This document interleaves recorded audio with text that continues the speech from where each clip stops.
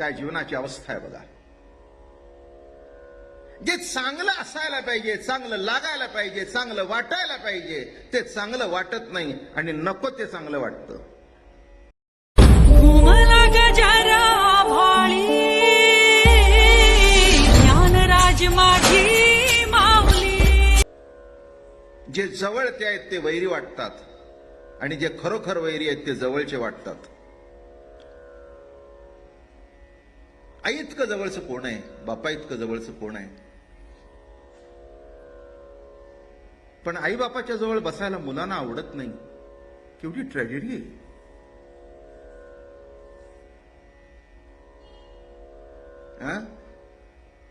आई बापाजवळ बसायला मुलांना नाही आवडत. बसले तर त्याला असं वाटतं केव्हा यांच्यापासून पळून जातोय, जणू काय अंगाला काटेबिटे लावून आई वडील बसलेत. जीवनाची गंमत आहे नाही का. महाराज तेच सांगतायत, विषय विषयाचा पडिपाडू गोड परमार्थ लागे कडू, कडू विषय तो गोडू जीवासी झाला. जे गोड आहे ते कडू लागतंय आणि जे कडू आहे ते गोड लागतंय. काय करावं त्याला. भजन भोळसटपणा वाटतं. आध्यात्मिक जीवन जगणं म्हणजे मूर्खपणाचं लक्षण वाटतं. पण बेछटपणाने वागणं, अरे मजा कर लो.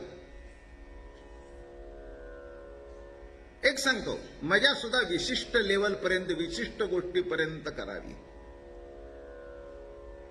त्यापुढे ती मजेचं रूपांतर सुद्धा वाईटात होतं.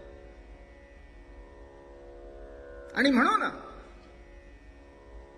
विषयरूपी जो नाद काल सुरू केलाय, यमुनेचा प्रवाह चालू होता. सुंदर शुद्ध प्रवाह, शुद्ध जल. इतकं पाणी स्वच्छ होतं यमुनेचं की डोकावलं तर तळ दिसावा. हे फक्त आता कथेत ऐकायचं. इतकं स्वच्छ पाणी आता कुठेच राहिलं नाही. यमुनेचं सुद्धा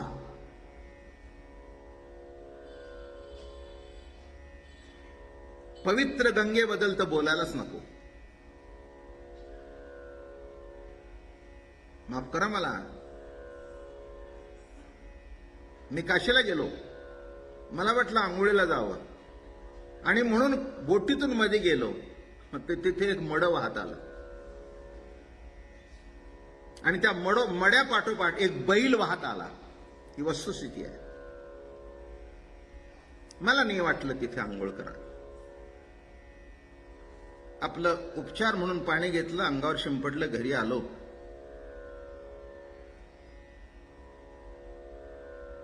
मला काही याच्यातलं शुद्ध अशुद्ध कळत नाही. गंगेचं जल संपलं, यमुनेचं जल संपलं, तळ दिसत होता. माणसाची अंतःकरण सुद्धा तशी राहिली नाहीत, तळ दिसणारी. तीही गढूळ झाली. इतकी गढूळ झाली की 9 महिने ज्याला पोटात वागवला त्या आईला मुलाचं अंतरंग कळेना, मुलीचं अंतरंग कळेना. याच्यापेक्षा जीवनामध्ये ट्रॅजेडी दुसरी असू शकते असं मला तरी वाटत नाही. काय गंमत आहे. सुंदर यमुना वाहत होती. बाहेरचा नागोबा आला, कालिया आला आणि सगळं पाणी विषमयी करून टाकलं. तसं मुळात आपलं सगळं घरात चांगलं असतं, पण बाहेरचे नागोबा जेव्हा येतात, पुढे चालू, काल जे सांगितलं त्याच्या पुढे चालू. बाहेरचे नागोबा जेव्हा येतात तेव्हा लक्षात घ्या, आपल्या घरचं शुद्ध पाणी सुद्धा. काय ग, काल तू आली नाही? अगं वडिलांना आवडत नाही. त्यात काय वडिलांना विचारायचंय, मी नाही विचारत. आला डोहात कालिया आला म्हणावा. म्हणजे बोलणं समजतंय का? काय म्हटलं मी? किती गंमत आहे बघा याच्यामध्ये. काय घडलं? मी नाही ऐकत. आणि एवढं काय ऐकायचं अगदी?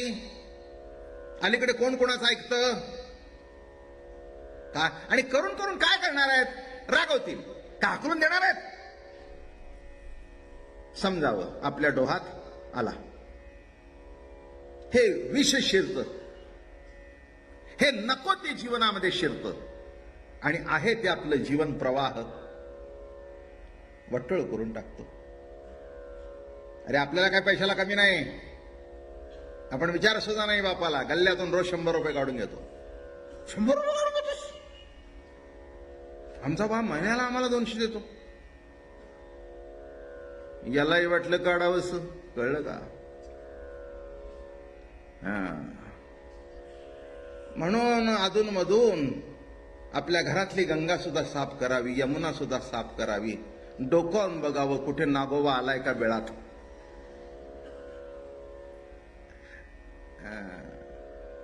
इतकं पाणी वाईट झालं. किती पाणी वाईट व्हावं, किती पाणी वाईट व्हावं की गाई गोपाळ पाणी पिले तर मरून गेले.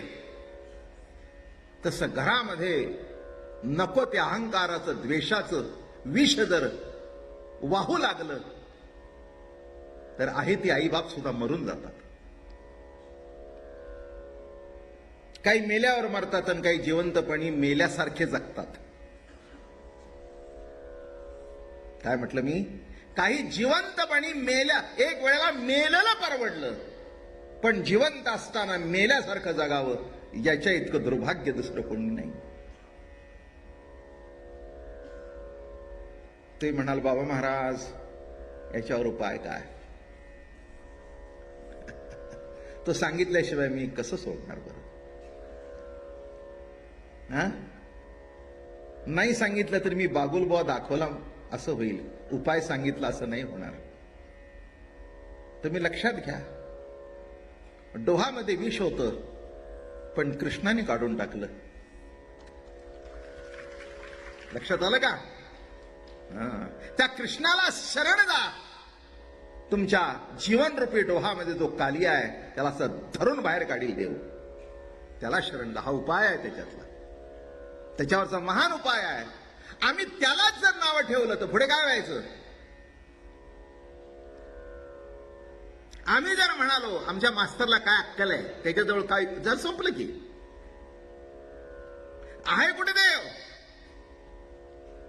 काय असं जर म्हणलं तर लक्षात ठेवा, या जन्मी नाही जन्म जन्मांतरापर्यंत या डोहातून बाहेर पडणार नाही. आणि म्हणून काल विषय चालला होता, वैकुंठ नायक तयावनी आला, गोपाळांचा मेळा बरोबरी, हुतुतू हमामा लपंडाव खेळती, देवासी म्हणते लपे आता. मी तुम्हाला काल म्हटलं थोडासा खेळ सांगेन. मांडियेला डाव पोरा हुतुतू. सगळे संध वाङ्मयामध्ये आहे, फक्त त्याचा उखाल करता आलं पाहिजे एवढंच आहे, नाही का? काय खेळ मांडला? मांडियेला डाव पोरा हुतुतू, नको घालू फेरा पोरा हुतुतू. 84 लक्ष योनीचा फेरा आहे. मांडियेला डाव पोरा हुतुतू. मला चांगला खेळ खेळता येत होता तो. आता सुद्धा खेळीन नाही तर. शाळेमध्ये अगदी नंबर 1 ने खेळत होतो तो. त्यामुळे मला त्यातलं गंमत माहिती आहे. की अशी इकडे पार्टी इकडे पार्टी इकडे इकडे इकडे इकडे, बरं का? अलीकडे ते बदललं सगळं. कबड्डी कबड्डी कबड्डी कबड्डी.